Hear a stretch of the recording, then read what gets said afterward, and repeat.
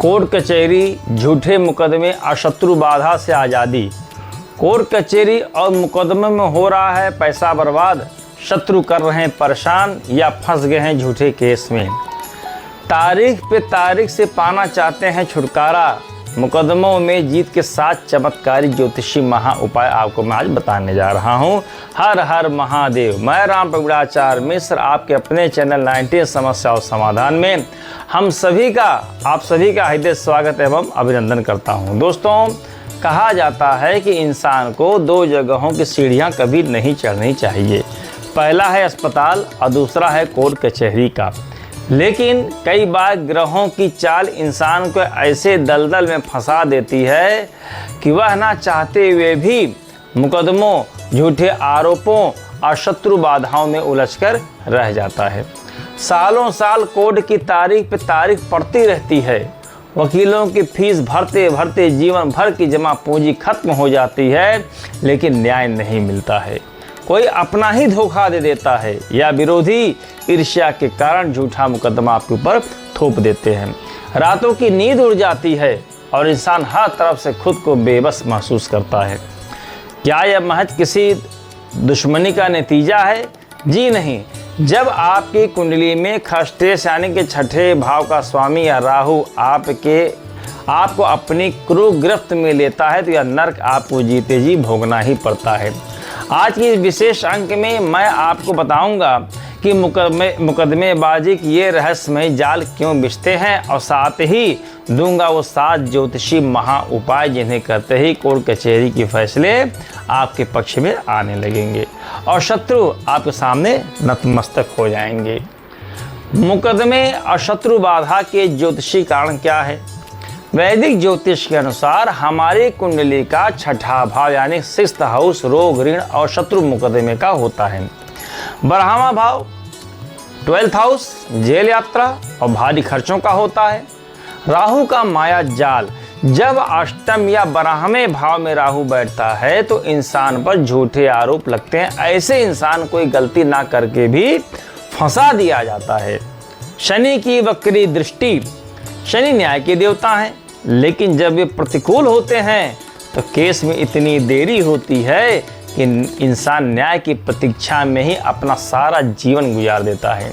मंगल ग्रह का उग्र होना, कोर्ट कचहरी, पुलिस और झगड़े का मुख्य कारक ग्रह मंगल है।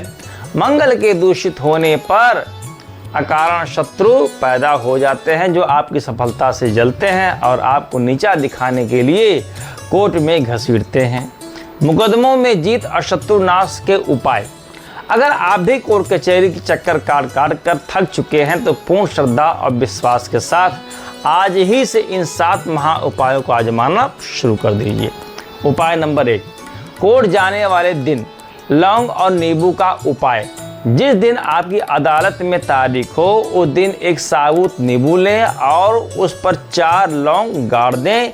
इसे अपने हाथ में रखकर 21 बार ओम श्री हनुमते नमः का जाप करें और इस नींबू को अपनी जेब में रखकर कोर्ट में जाएं। फैसला आपके पक्ष में आने लगेगा। उपाय नंबर 2, माता बगलामुखी की साधना। शत्रुओं की वाणी बांधने और मुकदमों में विजय पाने के लिए माता बगलामुखी यानी पीताम्बरा की साधना अचूक है। रोजाना पीले आसन पर बैठकर पीले वस्त्र धारण करके हल्दी या रुद्राक्ष की माला से प्रतिदिन 2 से 5 माला का जाप करें। मंत्र क्या है? ओम ह्रीं बगलामुखी सर्वदुष्टानां वाचम मुखम पदम स्तंभय जिह्वाम कीलकम कीलय बुद्धिम विनाशाय ह्रीं ओम स्वाहा। ये मंत्र आपको मैं दे दूंगा अभी तुरंत। विरोधी अदालत में आपके खिलाफ कुछ बोल नहीं पाएगा। उपाय नंबर 3, गोमती चक्र का जेब का प्रयोग। किसी भी शुक्ल पक्ष के शुक्रवार को 11 सिद्ध गोमती चक्र लें, उन्हें लाल कपड़े में बांधकर अपने पूजा के स्थान पर रखें। जब भी कोर्ट में जाना हो उन 11 गोमती चक्रों को अपनी दाहिनी जेब में यानी कि राइट पॉकेट में रख कर जाएं। यह आपके आत्मविश्वास को बढ़ाएगा और जज की दृष्टि को आपके अनुकूल भी करेगा। उपाय नंबर 4, कोयले का जल प्रवाह। राहु दोष और झूठे मुकदमों के लिए अगर आपको किसी ने झूठे केस में फंसा दिया है तो यह लाल किताब का सबसे शक्तिशाली टोटका है। लगातार 6 शनिवार को अपने वजन के 5वां हिस्सा कच्चा कोयला ले और उसे बहते हुए साफ पानी नदी या नहर में प्रवाहित कर दें। इससे राहु का भ्रम टूट जाता है, सच्चाई सबके सामने आ जाती है, अब मुकदमा आपके पक्ष में आने लगता है। उपाय नंबर 5, तिल और गुड़ का दान। अज्ञात शत्रुओं और कोर्ट के चक्करों से बचने के लिए हर मंगलवार और शनिवार के थोड़े से काले तिल और गुड़ मिलाकर चींटियों के बिल में के पास में डाल दीजिए।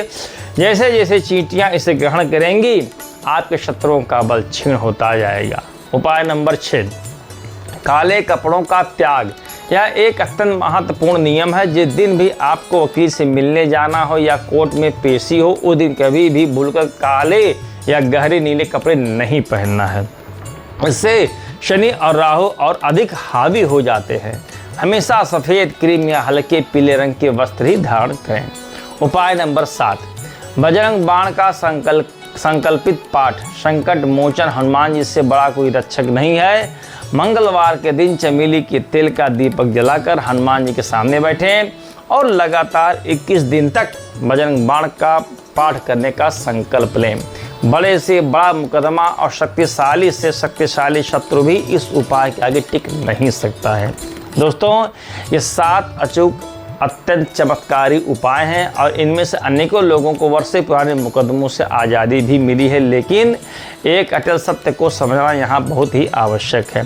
जब आपकी आज़ादी, आपका सम्मान और आपके जीवन भर की पूंजी दांव पर लगी हो तो केवल टर्कों के भरोसे आप नहीं बैठ सकते। सद्गुरु 19 सद्गुरु ज्योतिष केंद्र में हमारे यहाँ अटल नियम है कि बिना पूर्ण असूक्ष्म विश्लेषण के हम कभी फलादेश नहीं करते हैं। जब तक सभी ज्योतिषीय ग्रंथों के आधार पर इतना सूक्ष्म और सटीक महाविश्लेषण नहीं होता है, तब तक उस सटीक षड्यंत्र, दोष या कारागार योग का पता नहीं चलता जो आपको कोर्ट के चक्कर कटवा रहा है या आप जेल में पड़े हुए हैं। यदि आप भी तारीख पे तारीख से थक चुके हैं तो अंधकार में तीर मत चलाइए दोस्तों। आज ही अपने कुंडली का महाविश्लेषण करवाइए। अब मुकदमों से हमेशा के लिए आज़ादी पाइए।